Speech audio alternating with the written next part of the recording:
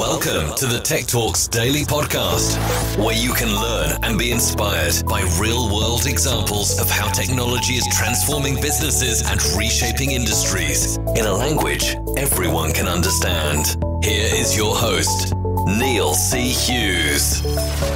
Welcome back to the Tech Talks Daily Podcast. Now, for those of you that don't follow my written work, I recently wrote an article on my tech column over at Cyber News called Let's Get Phygital, which was about how the lines between our physical and digital worlds are now merging into one area called phygital. But today, I want to explore which technology trends have the most potential to impact you and your business. And after reading Deloitte's 12th annual Tech Trends report, which identified 9 trends are likely to transform businesses in the next 18 to 24 months, especially around insights around strategy, risk and finance implications, I wanted to dive into those 9 trends and macro forces mentioned in the report. So I invited Scott from Deloitte onto the podcast to learn more. So I invite you to join me in discovering key insights and actionable advice for businesses and tech leaders, and learn how tech is enabling fundamental business processes. And by that, I mean everything from the way business strategy is engineered to the modernisation of core assets and evolving supply chains, and so much more. So buckle up and hold on tight so I can beam your ears all the way to Washington, DC, so we can speak to Scott from Deloitte right now. So a massive warm welcome to the show, Scott. Can you tell the listeners a little about who you are and what you do?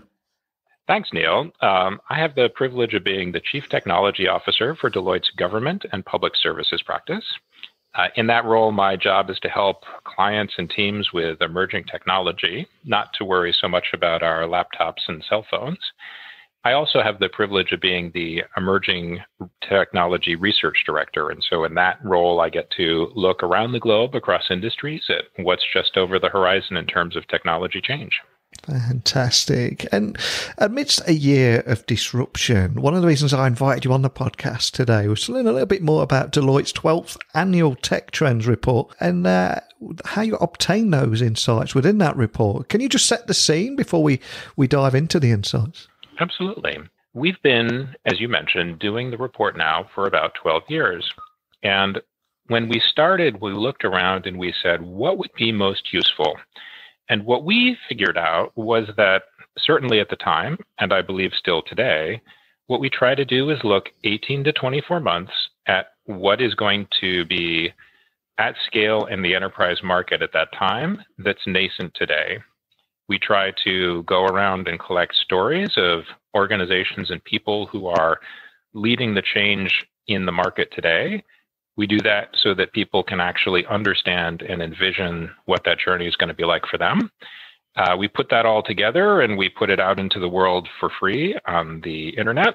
And this year it's a svelte 166 pages, so it's a light read, I would say.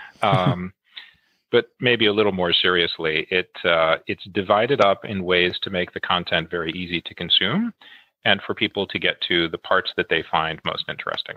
And I think one thing that will resonate with so many people listening is technology today is a source of new competitive advantage for some organisation and equally a huge threat to ongoing survival for others. So as a result, the distinction between corporate strategy and technology strategy seems to be blurring. But can you tell me about the trend strategy engineered?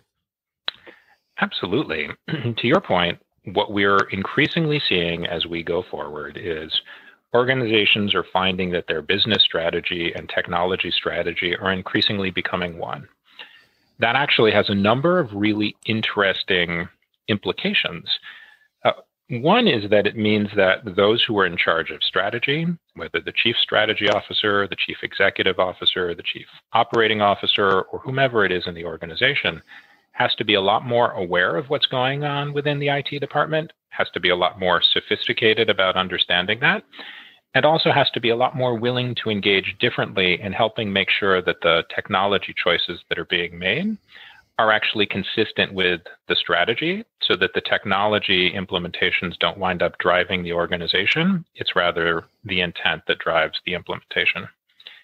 What I'd also say, too, is that for those who are in those roles, what's really exciting is that the technology that's able to help them formulate and monitor what's going on inside the organization and the outside market has actually improved dramatically over the past couple of years.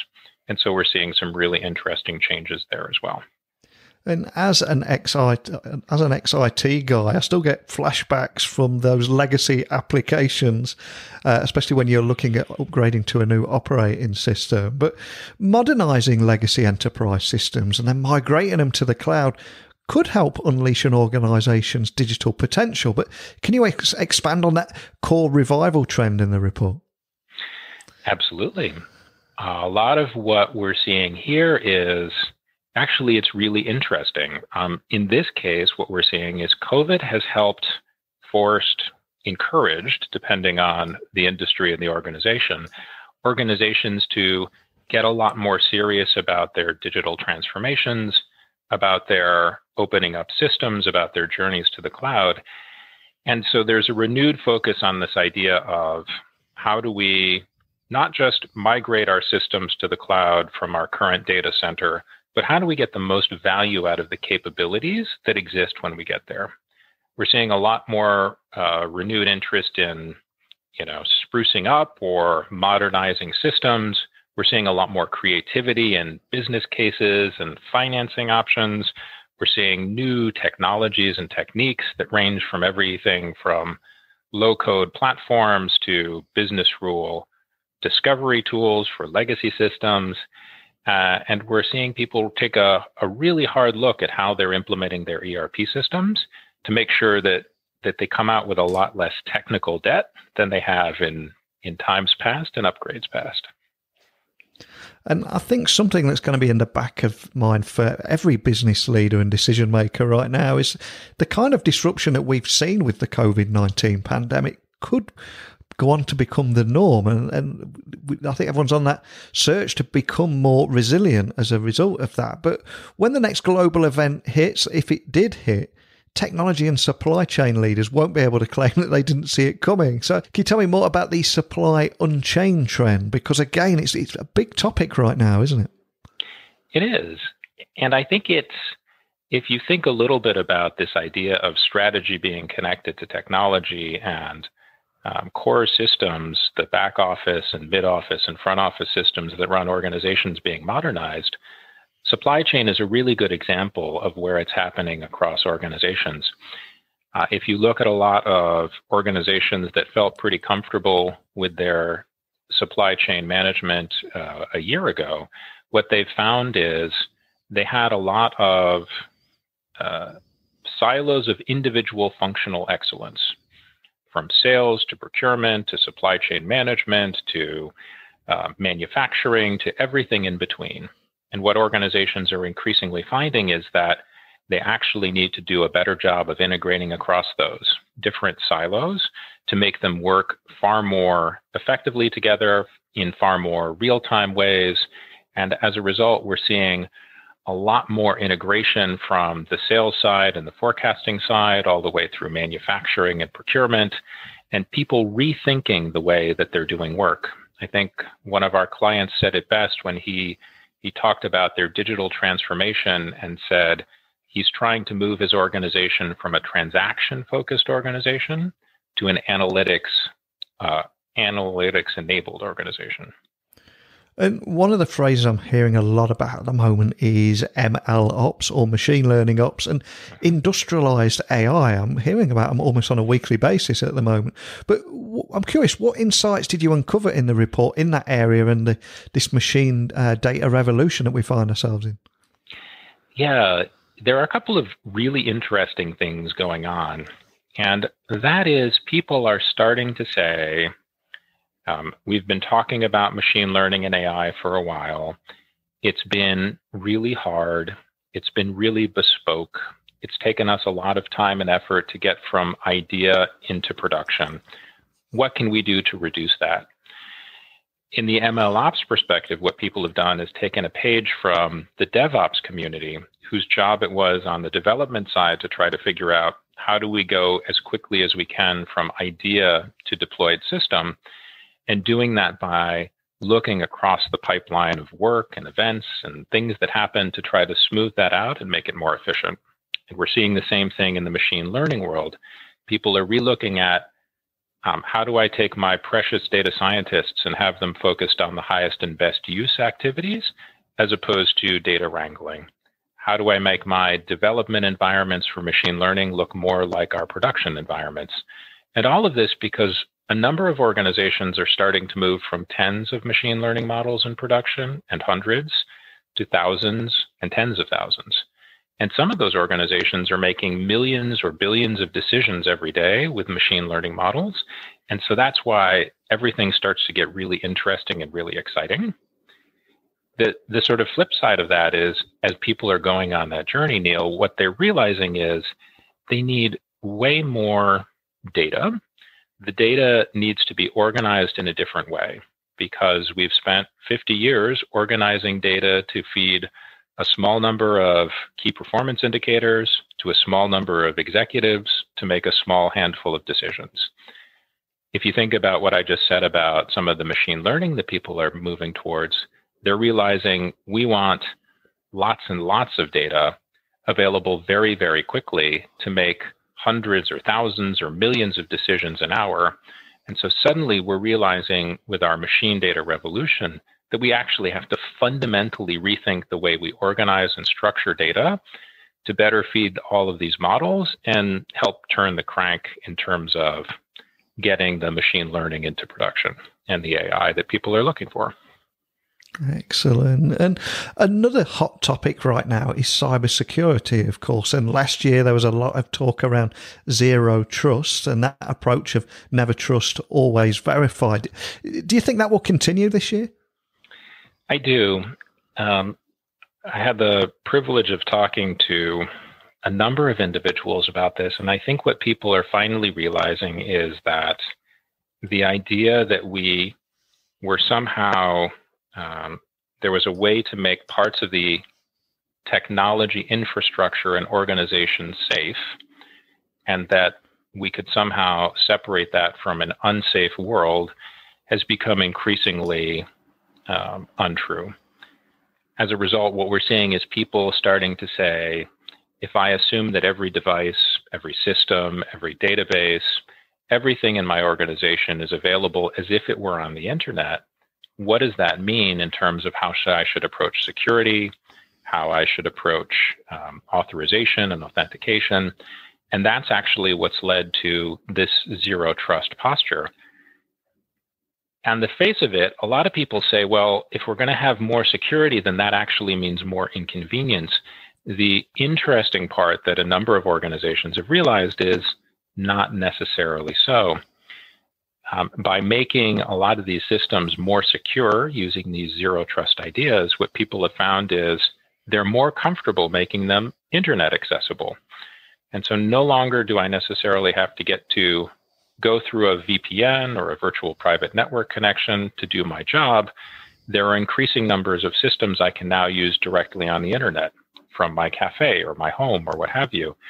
And so while it's certainly true that security can make things more inconvenient at times, it's also true that done well, engineered properly, security can actually make things easier to get to and use.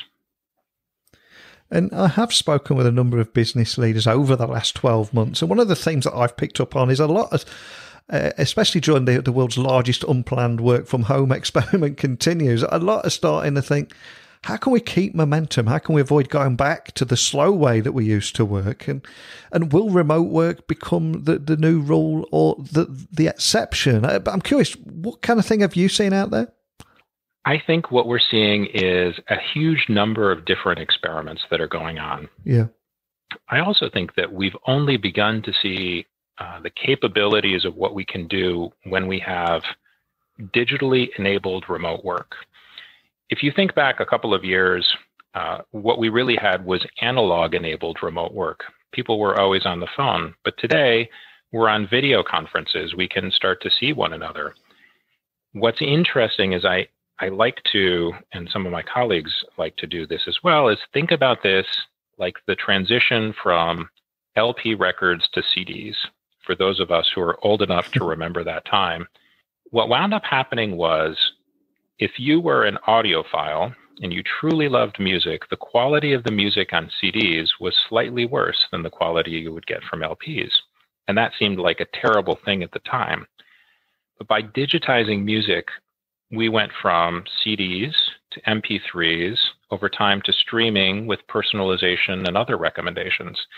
And if you think about it, we're starting to see that happening now. We're starting to see real-time transcription and video conferencing.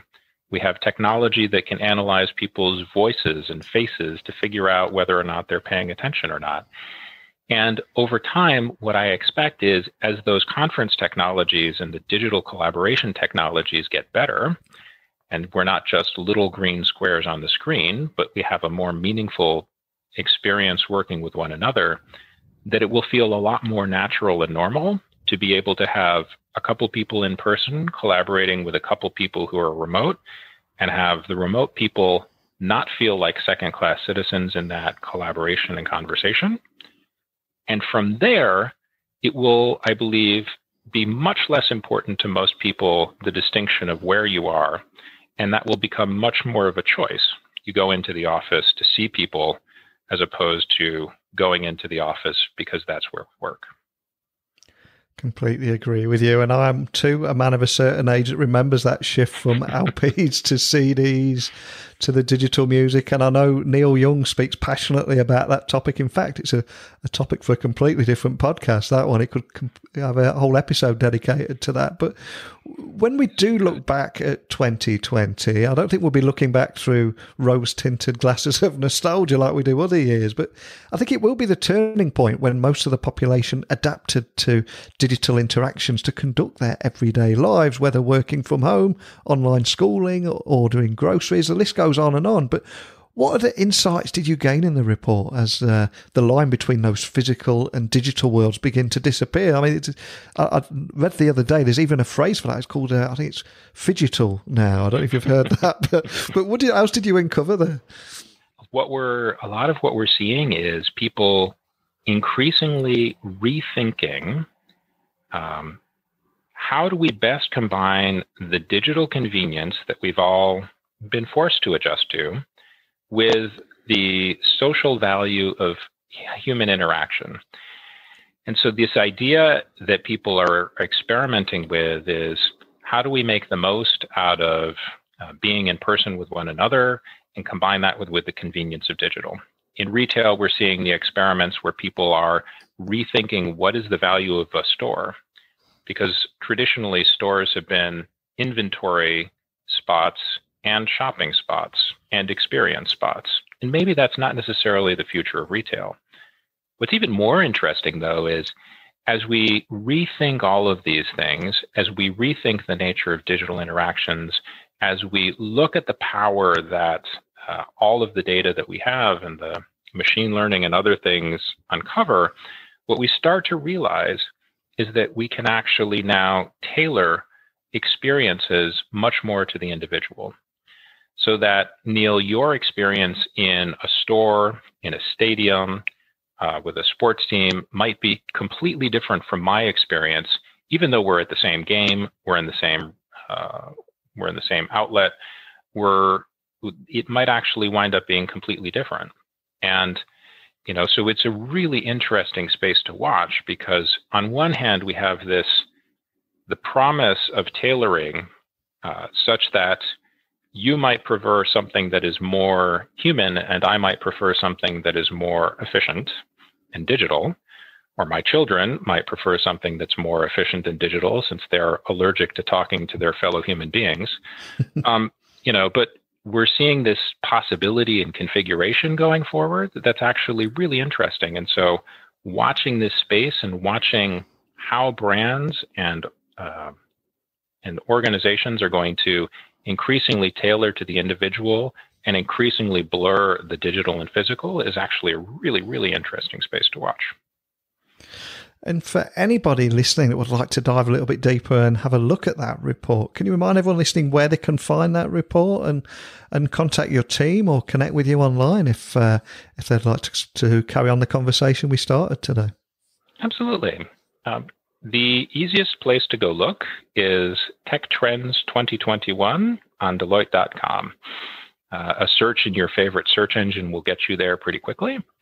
We allow people there to download the report, to look through our research, to read our client stories, to read the executive summary if the full report seems like a bit much, but it's really easy to navigate to the information you want. My email is available there, as are a number of my colleagues who work on the report with me, and we're always happy to engage in conversations either on LinkedIn and social media or other platforms as all of you see fit. Fantastic. Thank you for that, Scott. And I do think it's easy to get carried away with the 24-hour rolling news channels of doom and gloom. But what I love about the report here is if you do look back, enterprises have adapted to fluctuations and accelerated digital transformation and actually emerged resilient. And that's a story that we don't get to hear and celebrate enough. So I do urge anyone listening to download that report and take a look. But more than anything, thanks for taking the time, Scott, to go through some of the insights with me today. Well, thank you, Neil. This has actually been a great conversation, and I've really appreciated it. A big thank you to Scott for joining us on the podcast today, and indeed each and every one of you for joining me in exploring how data optimization techniques to turbocharge machine learning, and also how zero trust is revolutionizing cybersecurity architecture to protect data. And with that boundary between physical and virtual worlds rapidly disappearing, I also enjoyed just learning how to use technology to reimagine the workplace, create more human experiences, and bolster equity initiatives.